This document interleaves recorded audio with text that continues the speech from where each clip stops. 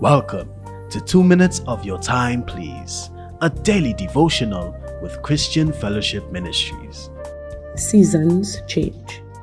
Ecclesiastes 3 reminds us that there are times and seasons to every purpose under heaven, and the list is not only positive. The word tells us it is the Lord that sets the seasons and times. So why is it that we expect God to say yes always, but never no? How is it that we believe God brings together, but never does He pull apart? Paul and Barnabas had a special relationship. Barnabas was a respected early church leader who literally vouched for Paul when the church was skeptical about his conversion. Remember when Stephen was stoned to death? Yeah. Saul was the one at whose feet the murderers laid their coats. The same Saul who persecuted the church severely, yes, he got saved, and the church was wary of him. It was Barnabas that became a mentor and a ministry companion of the great Apostle Paul on his first missionary trip. Acts chapter 13 verse 4 states very clearly, it was the Holy Spirit that set them apart and sent them.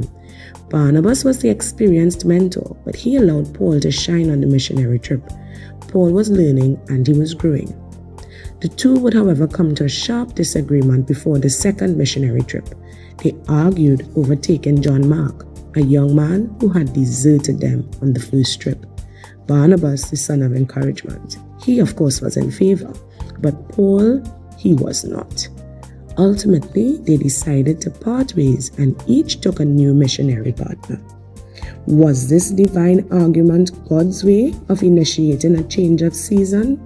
His way of closing a mentorship relationship and saying, I am now separating you to cover twice as much ground? Can God do this?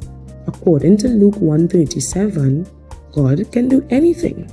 Today, let us revisit our concept of God. He is not limited to working in ways we understand.